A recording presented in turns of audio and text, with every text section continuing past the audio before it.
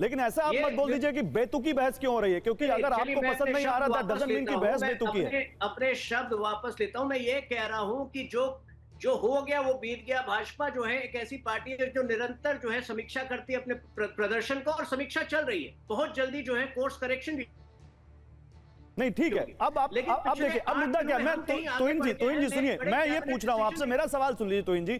मैं ये पूछ रहा हूं कि क्या 400 पार, जो शिंदे कह रहे हैं मैं वही बात मान लेता हूं, जो प्रोफेसर व्यास कह रहे हैं मैं वही मान लेता हूं। मैं ये पूछ रहा हूं 400 पार का नारा, क्या वाकई विपक्ष इस नैरेटिव को लोगों तक पहुंचाने में कामयाब हो गया कि हां ये 400 सीटें लाएंगे तो ये संविधान बदल देंगे? आपका इंटेंशन नहीं होगा, ठीक है, लेकिन क्या विपक्ष इसमें कामयाब हो गया? विपक्ष ने देखिए, विपक्ष ने ये चुनाव केवल और केवल झूठ और मिथ्या के आधार पर लड़ा था।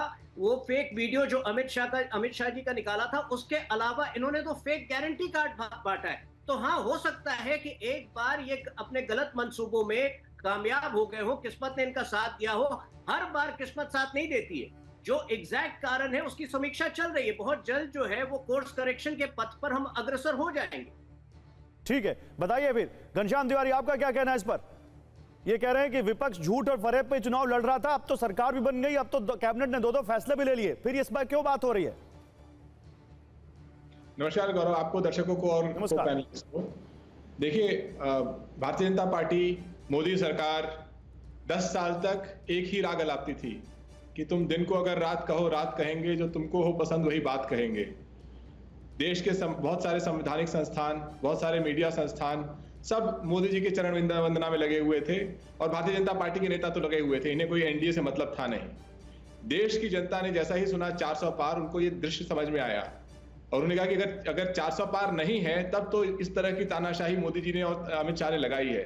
अगर कहीं 400 पार हो गया तो इसका मतलब लोकतंत्र की गर्दन ही दबा देंगे ये लोग। सच ये है कि इस चुनाव में जो मेजॉरिटी मिली है वो घालमेल की मैनिपुलेटेड मेजॉरिटी है, जो प्रशासन की दबंगाई के चलते, गुंडाई के चलते, लोगों को वोट न देने के चलते, कुछ मतों के अंतर के चलते आई है। लेकिन इसका अभी लेकिन जनता जानती है, हमारे साथ बीजेपी भी है और बीजेपी के दो मेजर अलाई भी हैं। बीजेपी हमारे साथ शिवसेना शिंदे गुट भी है, हमारे साथ जेडीयू भी है।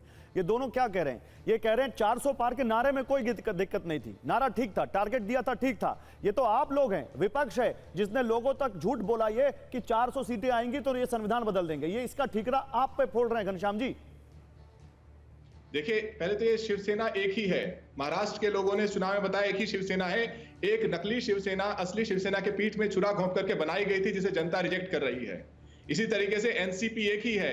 एक नकली एनसीपी शरद पवार जी के पीठ में छुरा घोंप कर बनाई गई थी, जिसे जनता रिजेक्ट कर रही है। ये जो तानाशाही है कि हम अपने ही सहयोगी दल को गिद्ध की तरह नोच डालेंगे, उसका चुनाव चिन्ह ले लेंगे, उसकी नेता ले लेंगे, उसकी सरकार ले लेंगे, इस तानाशाही को जनता पहचानती है। उसको उत्तर प्रदेश से लेकर के महाराष्ट्र तक जनता ने रिजेक्ट किया है। जब भारतीय जनता पार्टी अब अयोध्या में हार जाती है तो जनता बता रही है कि आप रामराज नहीं दे सकते, आप केवल रावण जैसा तानाशाह राज दे सकते हैं, आप सोने की लंका बना सकते हैं, लेकिन न्याय प्रिय रामराज नहीं दे सकते। ठीक है, बताइए भाई प्रोफेसर व्यास, सुनील व्यास जी, क्या कहेंगे आप? गौरव जी, मैं बाकी बातों को डील करूं उसके पहले मैं तिवारी जी ने जो कहा नकली और असली के बारे में, बहुत उसका विरोध करना चाहता हूं, ये कहते हुए कि संविधान के अनुसार सर्वोच्च न्यायालय, उससे ऊपर तो कोई न्यायपालिका में है नहीं, और इलेक्शन कमीशन, दोनों ने हमको विधिवत रूप से, अधिकृत रूप से शिवसेना माना है। तो अब तिवारी जी के कहने से असली नकली नहीं हो जाता, और वो शायद वो अवमानना कर रहे कहीं न कहीं न्यायपालिका की और इलेक्शन कमीशन, जो एक संवैधानिक पद के ऊपर बैठे हुए लोग जिन्होंने निर्णय दिया उनकी। ठीक है, दूसरी चीज तिवारी जी को पता नहीं, तिवारी जी को आपने बात जवाब दे दिया, ठीक है, मेरे एक सवाल का जवाब दीजिए। आप लोगों ने कोई मंथन किया होगा ना, आप लोगों ने जब बैठे होंगे महाराष्ट्र में, पिछली बार आपके पास कितनी सीटें थी? 41 सीटें थी। खाली 15 सेकंड खाली बोल दीजिए। मैं तिवारी जी को बताना चाहता हूं कि अगर आप वो जरा एनालिसिस उठा के देख ले, मतदान जो हुआ है वो शायद दूसरे गुट से ज्यादा शिव शिंदे जी के नेतृत्व वाली शिवसेना को पूरे महाराष्ट्र में अब भी कम सीट लड़ने के बावजूद 2 लाख वोट ज्यादा मिले हैं। तो क्या असली नकली की बात जरा नहीं, असली नकली की बात का जवाब असली नकली है ही नहीं। असली नकली की बात का जवाब आपने दे दिया। मैं कुछ और पूछ रहा हूं, आप कम सीटों पर लड़े, आपको ज्यादा वोट मिले, लेकिन एनडीए का जरा मुझे बताइए कितना नंबर है इस बार महाराष्ट्र में? पिछली बार 2019 में कितना नंबर था और 2014 में कितना नंबर था? कौन है इसका जिम्मेदार? किसकी वजह से यह हार हुई? अगर एकनाथ शिंदे ये कह रहे हैं तो उन्होंने कहा ना कि महाराष्ट्र में महायुति की हार इसी वजह से हुई क्योंकि यहां तक नैरेटिव लोगों तक चला गया। तो कौन है इसका जिम्मेदार? मैं बड़े सम्मान के साथ विनम्रता से गौरव जी आपको फिर कहना चाहता हूं कि शिंदे जी का कहना यह नहीं था। शिंदे जी का कहना था कि उस 400 पार के नारे को विपक्ष ने गलत भ्रम फैला करके उसका उपयोग करने की कोशिश की। कुछ हद तक वो कामयाब हुए, यही मात्र शिंदे जी का कहना। शिंदे जी ने कभी नहीं कहा कि इस नारे की वजह से हम हारे।